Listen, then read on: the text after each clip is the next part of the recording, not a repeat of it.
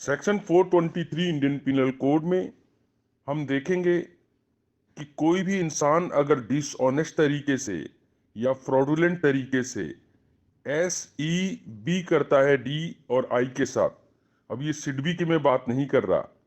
वो तो अलग चीज है, मगर अगर आप S यानी साइन करते हैं,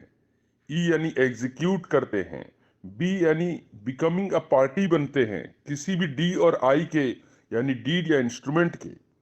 जिस डीड या इंस्ट्रूमेंट के द्वारा कोई भी प्रॉपर्टी का ट्रांसफर होना हो या उस पर कोई चार्ज लगना हो या इवन प्रॉपर्टी में जो इंटरेस्ट होता है उसकी भी हम बात कर लें। और तो और उस डीड या इंस्ट्रूमेंट में false statement relating to consideration लिखा है, यानी कि ये ट्रांसफर प्रॉपर्टी को किया जा रहा है या इस पे चार्ज लगाया जा रहा है वो वाइफ का मेंटेनेंस देने के लिए या फिर अपने बेटे को स्कूल में एडमिट करवाने के लिए, यानी फॉल्स स्टेटमेंट लिखा है और 1 लाख आपने लिख दिया जबकि आपने केवल 10 रुपये लिए। कागजों में तो लग रहा है 10 लाख की प्रॉपर्टी 10 लाख में बिकी या 9 लाख में बिकी, एक्चुअल में कोई लिया ही नहीं या लिया तो 1 रुपया ही। तो ये सारे आपको ओवरलैपिंग मिलेंगे। 421 में भी आपने देखा RCDT,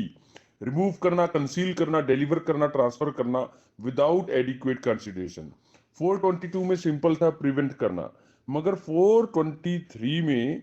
यहां पर भी फॉल्स स्टेटमेंट है, इन एडिक्वेट कंसिडरेशन की बात नहीं आ रही है या विदाउट एडिक्वेट कंसिडरेशन की बात नहीं आ रही है, यहां आ रहा है आपने फॉल्स स्टेटमेंट ही लिख दिया कंसिडरेशन को लेकर, या फिर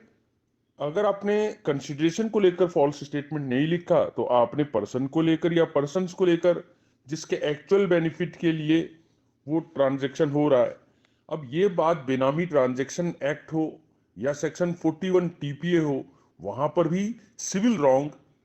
की ओर अट्रैक्ट करता है, यानी कि किसी और के नाम से प्रॉपर्टी खरीद लेना।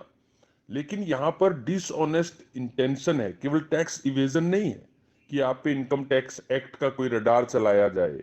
या फिर बेनामी ट्रांजैक्शन एक्ट के अंदर आपको बुक किया जाए या TPA के अंदर उस ट्रांजैक्शन को वॉइड कर दिया जाए या सेक्शन 23 कॉन्ट्रैक्ट एक्ट लगा के बोला जाए अगेंस्ट पब्लिक पॉलिसी है। मैं तो इंडियन पिनल कोड की बात कर रहा हूं जहां आपको 2 साल तक का दंड और फाइन मिल सकता है ऐसा अपराध करने के लिए। लेकिन ये भी नॉन कॉग्निजेबल है, बेलेबल है, ट्रायबल बाय एनी मजिस्ट्रेट है और सेम कोर्ट की परमिशन के साथ जो इंसान को आपने चूना लगाया वो कंपाउंड कर सकता है।